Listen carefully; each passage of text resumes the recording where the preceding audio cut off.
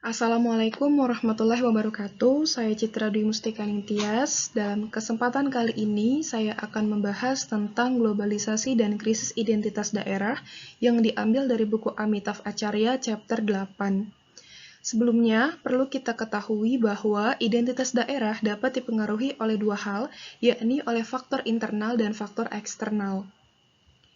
Adapun dalam hal ini, pengaruh globalisasi dapat ditandai dengan munculnya kekuatan-kekuatan baru yang berada di dalam atau di sekitar suatu wilayah, adanya perubahan interaksi politik dengan negara-negara di luar kawasan, adanya kekuatan sosial regional yang bersaing dengan negara-negara yang disponsori, serta munculnya identitas nasional dan daerah. Tantangan Asia Tenggara menurut Amitav Acharya ada 4 hal, yakni ancaman globalisasi dan transnasional, regionalisme masyarakat sipil, kebangkitan Cina dan India, dan East Asian Community. Pertama, lebih dulu saya sebutkan apa saja bentuk dari ancaman globalisasi dan transnasional. Ancaman globalisasi dan transnasional yang terjadi di Asia Tenggara yaitu krisis keuangan, terorisme, pandemi, bencana alam, dan degradasi lingkungan. Lebih runtut akan saya bahas satu persatu dari kelima peristiwa tersebut. Fenomena pertama yaitu krisis keuangan. Asia Tenggara mengalami 2 kali krisis keuangan, yakni krisis keuangan Asia yang disebut juga dengan krisis ekonomi Asia dan krisis keuangan global. Krisis ekonomi Asia yang terjadi pada tahun 97 merupakan strategi pembangunan ekonomi yang didasarkan pada investasi asing dan industrialisasi yang berorientasi ekspor tanpa mekanisme regulasi yang memadai. Krisis ini bisa mengancam Asia Tenggara melalui pembentukan kembali politik intraregional dan menciptakan perluasan bagi komunitas Asia Timur.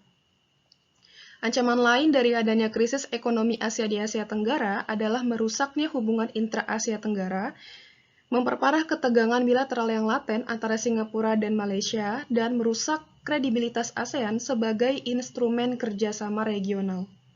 Faktor umum terjadinya krisis ekonomi Asia yaitu ketergantungan pada investasi asing, gelembung pasar properti dan saham, defisit eksternal yang besar, dan kurangnya pengawasan keuangan.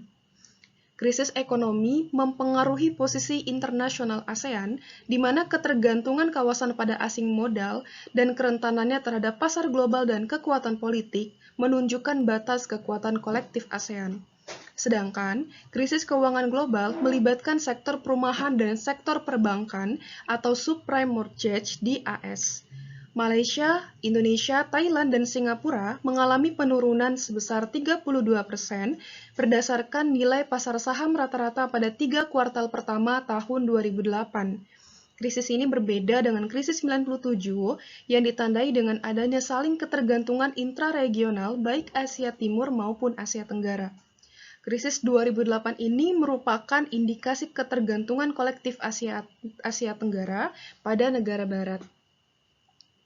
Krisis ini tentunya berdampak pada nasib Asia Tenggara dengan sebuah kawasan karena sistem yang tidak otonom terhadap kekuatan pasar dan keuangan global sehingga perlu diperhatikan kembali strategi ekonomi fundamental ASEAN yang mengandalkan FDI untuk menghasilkan pertumbuhan ekonomi dan kemakmuran. Fenomena kedua yaitu terorisme.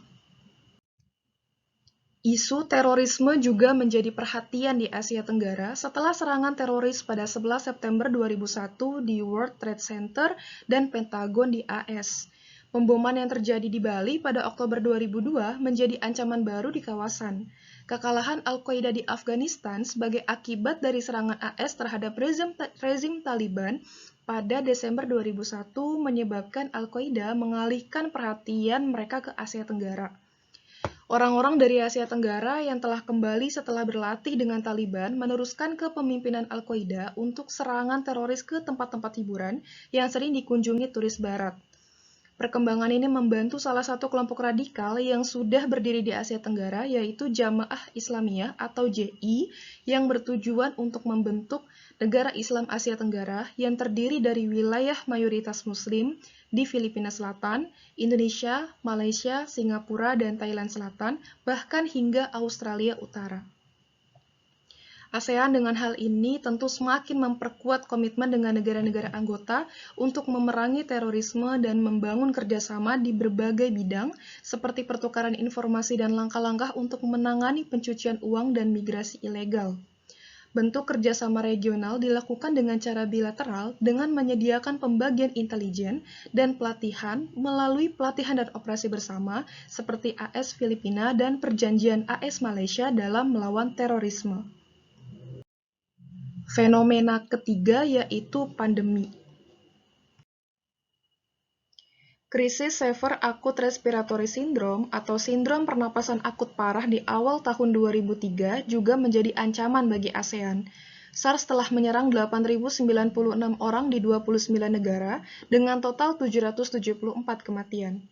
Vietnam adalah negara kedua yang terinfeksi virus ini setelah China. Akibat pandemi ini, di Singapura tercatat ada 33 kematian dari 238 kasus. Meskipun di Asia Tenggara yang terkena dampak wabah ini adalah Vietnam dan Singapura, tetapi hal ini juga menjadi perhatian yang serius karena dikhawatirkan penularannya akan meluas di seluruh wilayah Asia Tenggara. Kasus ini juga menjadi titik balik hubungan antara China dan ASEAN. Pada 29 April 2003, diadakanlah pertemuan darurat para pemimpin China dan negara-negara ASEAN ditambah Hong Kong yang menghasilkan penandatanganan deklarasi bersama tentang SARS yang menyatakan bahwa Asia Tenggara terbebas dari penularan lokal dengan kasus terakhir pada 11 Mei 2003. Fenomena keempat yaitu bencana alam. Gempa bumi yang terjadi di lepas pantai Sumatera dan tsunami pada 26 Desember 2004 juga menjadi bencana di Asia Tenggara. Sekitar 226.041 orang meninggal di Indonesia, Sri Lanka, India, dan Thailand. Peristiwa tsunami menjadi aksi internasional oleh negara-negara di Asia Tenggara melalui pemberian bantuan berupa dana, tenaga medis, maupun misi bantuan seperti kontingen polisi, mengerahkan pesawat, kapal pendarat, dan helikopter. Bencana lainnya yang terjadi adalah Topan Nargis di Myanmar pada tahun 2008. Negara-negara ASEAN juga ikut membantu menyalurkan bantuan kemanusiaan internasional ke Myanmar. Fenomena kelima yaitu degradasi lingkungan. Deforestasi di Asia Tenggara disebabkan oleh ekspansi pertanian, tanaman komersial, penebangan kayu, proyek-proyek pembangunan jalan tol, proyek bendungan, dan program pemukiman kembali. Kecelakaan besar pada 97 merupakan akibat dari deforestasi di Asia Tenggara, terutama kebakaran di Pulau Sumatera dan Kalimantan yang diperkirakan akan memakan waktu hingga 500 tahun untuk pulih. Kabut asap tahun 97 dari Indonesia memicu kemarahan Singapura dan Malaysia yang mendorong permintaan maaf dari Presiden Soeharto saat itu. Oleh karena itu, isu-isu lingkungan selanjutnya juga masuk ke dalam agenda kerjasama antar pemerintah regional melalui pembentukan unit koordinasi gugus tugas kabut asap baru di Sekretariat ASEAN. Tetapi pada tahun 2006, insiden besar lainnya terjadi lagi di Indonesia, sehingga menyebabkan Presiden SBY juga melakukan permintaan maaf dan berjanji untuk meratifikasi perjanjian ASEAN tentang polusi asap lintas batas yang telah ditandatangani di Jakarta pada 2002. Beralih ke tantangan Asia Tenggara kedua, yaitu regionalisme masyarakat sipil.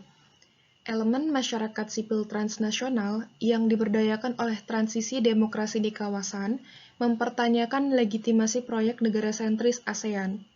Meski demikian, baik atau buruk tanggapan regional terhadap bahaya ini harus dikoordinasikan melalui regionalisme resmi yaitu ASEAN.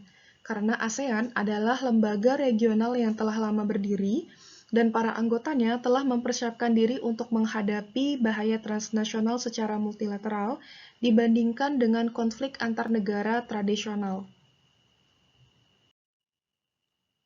Tantangan Asia Tenggara selanjutnya adalah kebangkitan China dan India. Kebangkitan China di Asia Tenggara tidak hanya persoalan ekonomi yang kuat, terutama dalam hal pengalihan investasi, tetapi juga menimbulkan bahaya terhadap Asia Tenggara untuk masuk ke dalam lingkup pengaruh China.